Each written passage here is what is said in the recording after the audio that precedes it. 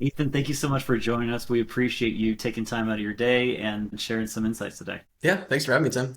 Absolutely, absolutely. So it is not an easy place to be in behavioral health. Behavioral health is not the easiest industry. I find that almost everyone has an interesting story of how they got into the space. So would you mind sharing yours? Sure. I got into it kind of on accident. I was working in an ISL setting with some individuals, and I got specifically into ABA because one of my clients was receiving ABA services, and I was using some strategies that I didn't know were behavior analytic at the time. And the owner of the ABA company who was delivering the services to my client saw what I was doing, and she was like, "Hey, do you know what you're doing?" And I told her, "No, these are just things that are working." And she was like, I think you should come work for me." And so she offered to train me and gave me a job offer, and I accepted, and the rest is history.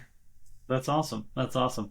It's it's funny you're using things you didn't even understand, but it worked out. I mean, I that's totally the nature of human behavior. It it works is. regardless of whether you know it or not.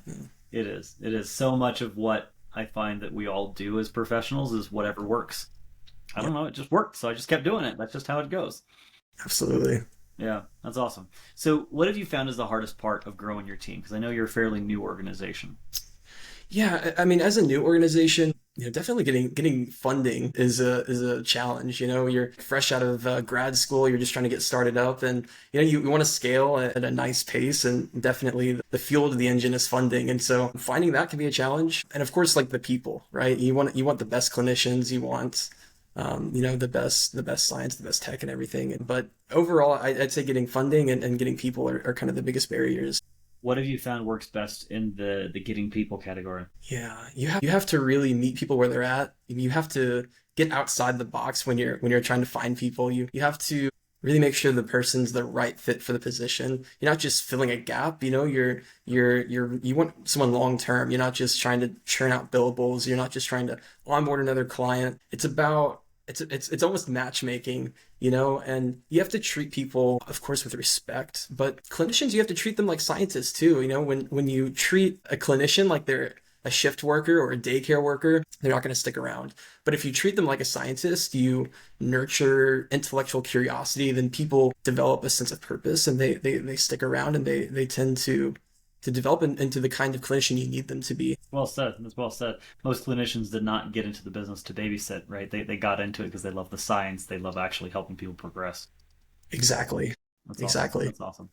So, how do you see behavior AI changing the role of clinicians in the next few years? Since I know that that's a core part of your business model. Yeah. Well, I mean, artificial intelligence in healthcare, of course, it's a touchy subject for some people, and it's concerning, and all those concerns are very valid. And I'm glad we can talk about it. The way I see artificial intelligence in healthcare is about augmenting clinicians. It's certainly not, trying to replace them. And really primarily, I think the role in the next 5 years or so, what artificial intelligence can do is really eliminate the administrative tasks that clinicians have to do. And when you can eliminate those things, you can treat more people. And so what that means is access to care is expanded, and you can get better insights too, especially it's heavy in data analysis, and artificial intelligence can do that, very quickly, very efficiently. And so if you can analyze data in a more efficient fashion, you can spot trends quicker. You can see progress is stalling. You can make, interventions happen more quickly. So it's really all around. It's about expanding access to care, and when you can catch those trends quickly, you can have faster outcomes, which in turn means that you can see more clients, again, expanding access to care. Faster outcome often means better service and better end results for clients as well. Absolutely. Yeah, people get stuck, again, especially in ABA, people get stuck in this model of we're just gonna, assign 40 hours a week of treatment, and that's that cookie cutter approach is quite harmful. I truly believe that artificial intelligence will be able to help us be able to get out of that mold and more into individualized approach to treatment, which is what we're supposed to be doing the whole time.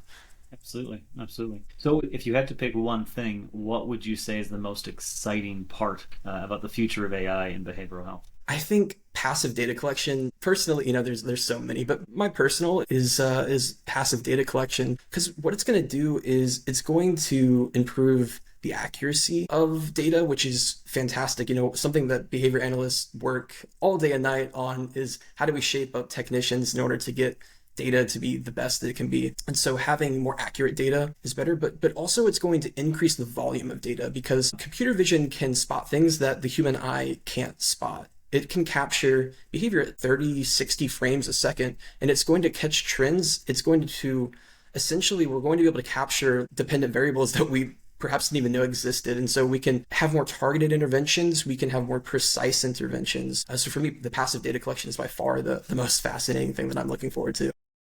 That's awesome. That's awesome. I love that. So we are a specialist agency that specializes in marketing for behavioral health. So we have to ask some marketing type questions. First up, how is your team going about gaining new clients? What's working best for you right now? I think relationships, that's like the oldest trick in the book in marketing, right? You have to have good relationships in marketing, sales. So developing those relationships, like really personally with pediatricians, with clinical psychologists, going in person, meeting them, seeing, like what are you all seeing on the ground? What are your wait lists looking like? What are your challenges? Trying to actually collaborate with people to problem solve. So, honestly, it's not a fancy trick, but I think just developing those relationships on the ground with people is the best way to really, get that the client onboarding going in a way. But the biggest barrier that I'm finding isn't onboarding clients. It's onboarding clinicians. And so the marketing tactics for finding the best clinicians seems to be a place that you have to put a lot of emphasis. Absolutely. So what is one marketing tactic that you or your team is considering in that regard? For clinicians, I think really honing in on local universities, specifically psychology departments. A lot of undergrad psychology students they're there because they know they want to help people, but they don't know how they're going to do it yet. And so if you can target those people in a marketing sense and show them, hey, I can give you real world experience. I can help you develop a sense of identity in the psychology field, a direction to go in that makes a good living for you, helps you to be able to have your passion of helping people. I think that's the best way. So if you can, and if we want to get really technical, if you can geofence those psychology departments, those buildings specifically, and deliver ads to those students, that's the best way to go. And I truly think in the ABA field, psychology students make some of the best technicians and eventually the best behavior analysts. That's awesome. That's awesome. We actually do that a lot for our clients. And so I love that you called that out. Finding the right audience and then targeting them and not wasting your dollars on the larger community that probably doesn't care for the job regardless of how well it pays or how great the impact is. Absolutely. Yeah, that's awesome. That's awesome. Well, thank you, Ethan. We appreciate you taking time. I appreciate some of your insights, and I appreciate the work you're starting to do in your community via your team. All right. Thanks, Tim. Appreciate it. Absolutely. Thanks.